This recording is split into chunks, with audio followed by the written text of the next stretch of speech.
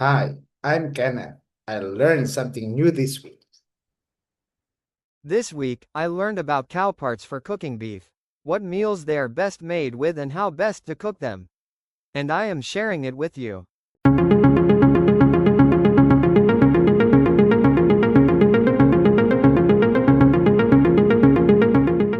Welcome to this explainer. A single cow can yield over 50 distinct cuts of meat. But let's be real, most of us just grab the exact same 3 cuts out of pure habit, right? Well, today we're going to completely change how you think about, shop for, and prepare beef. We're taking you right out of that passive grocery aisle mindset and turning you into an empowered, artisanal home chef.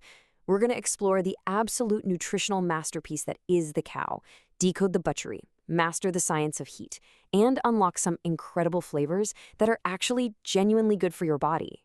Okay, here's the roadmap for our masterclass syllabus today. We'll cover 1. Redefining beef for health. 2. Decoding primal cuts. 3. Healthiest varieties. 4. Matching meat to method. 5. Masterclass meals, and we'll wrap up with 6 pro tips. Kicking things right off with Section 1, Redefining Beef for Health. The butcher meets the nutritionist. This is where we bridge the gap between the hands-on grit of the butcher shop and the precise, data-driven ledger of the nutritionist. You see, beef gets a pretty bad rap in modern healthy kitchens. It's unfairly sidelined because people immediately associate it with fast food. But this idea of the cow as a nutritional masterpiece hits the nail on the head. When you actually build a relationship with your butcher and understand the anatomy, you unlock these incredible, nutrient-dense gems. I'm talking about cuts like the Thor's hammer shank or the shoulder petite tender. These cuts deliver premium protein, highly bioavailable heme iron, and essential vitamin B12. Think about what that actually means for you, fighting off that afternoon brain fog, keeping your energy steady, and building muscle, all without the heavy, processed fats and sodium-loaded sauces you'd get eating out. All right, moving to the foundation of it all, Section 2, Decoding the Primal Cuts, the Anatomical Journey.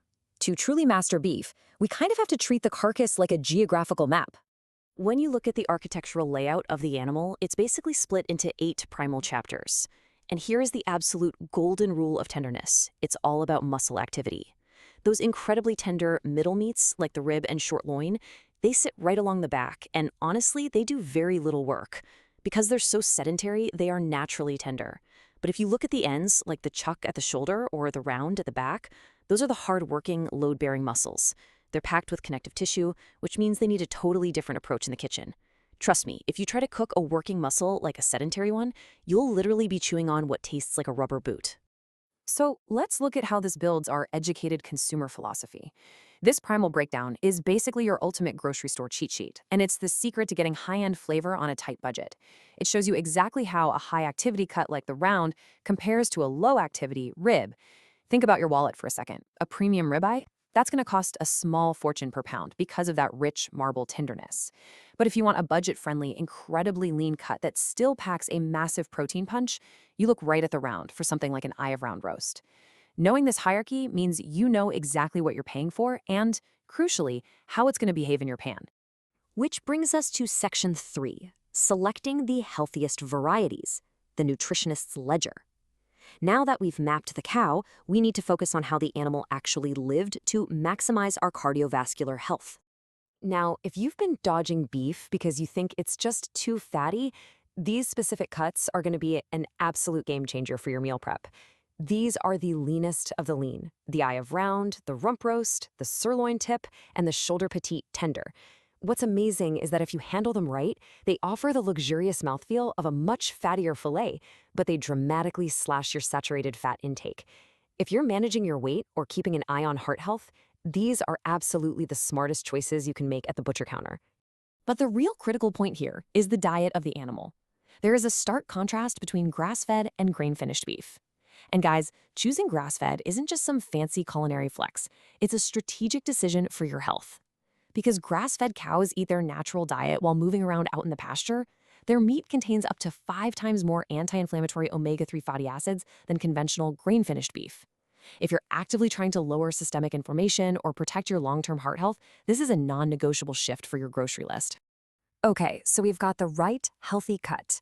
Now, Section 4, Matching Meat to Method, the Science of the Sear.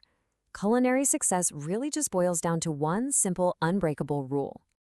And that rule is matching the heat to the muscle's previous workload. Sedentary muscles, like your rib and loin, have very little connective tissue. They demand quick, dry heat. Think grilling over open flames or a blazing hot pan sear to get that beautiful, crusty Maillard reaction, while keeping the inside perfectly medium rare. On the flip side, those tough, working muscles like brisket or chuck, they absolutely require moist heat. You've got to braise them, stew them, keep that pot covered, and go low and slow.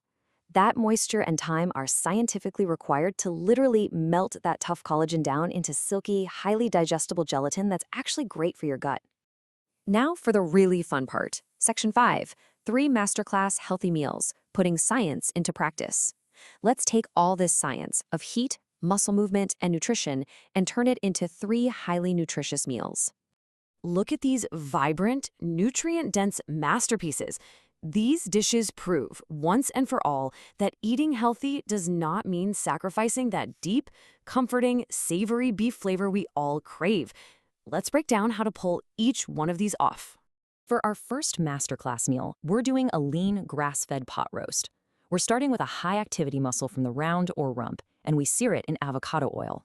Why avocado oil? Because it has incredible high-heat stability. Unlike cheap seed oils, it won't oxidize and create harmful free radicals when it hits the pan. Then we skip the mushy celery and build the pot with hearty, woody vegetables like parsnips, rutabagas, and turnips. They hold their shape perfectly during a long, moist cook and give you excellent, slow-burning complex carbs. The result? You get a massively satisfying 43 grams of protein at just 443 calories. Seriously, how great is that? Moving on to meal number 2, a heart-healthy, slow-cooked brisket. Remember, the brisket supports about 60% of the cow's standing weight, so it is loaded with connective tissue. We use low and slow moist heat to break it down. But get this, here's the real nutritionist's hack. We swap out the highly processed, super salty Worcestershire sauce for a splash of aged balsamic vinegar. You get the exact same tangy, deep umami flavor, but you drastically cut the sodium. A rich, savory brisket for exactly 186 calories per serving. Plus, this lean prep actually gives you oleic acid, which helps boost your good HDL cholesterol. Our final meal utilizes the prized outside skirt, which you find right underneath the cow on the short plate.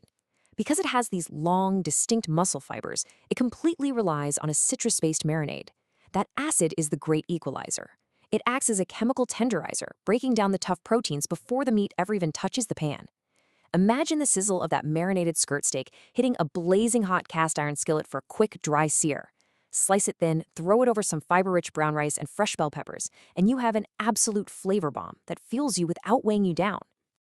To wrap up your transformation today, we're jumping into Section 6, Pro Tips for Home Chefs, Yield and Technique. I want to leave you with some essential butcher secrets about tenderness and getting the best bang for your buck.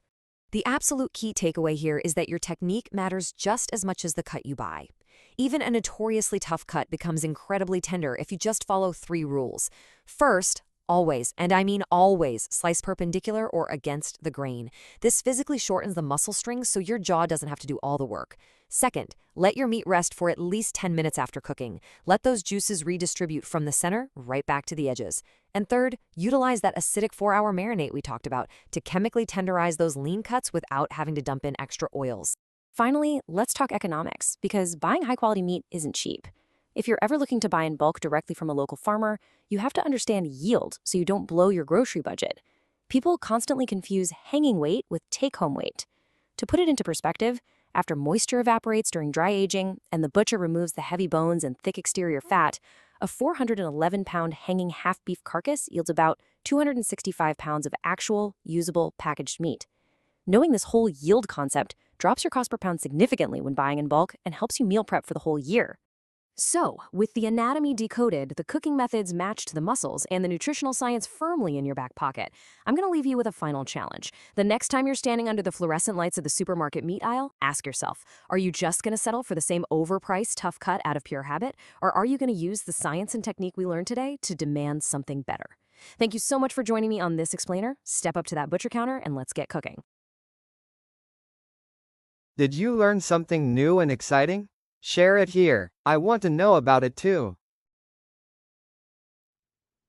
This video was researched with perplexity, processed with Notebook LM, refined with Google Workspace, Gemini, and Copilot, and finalized with DaVinci Resolve and Canva.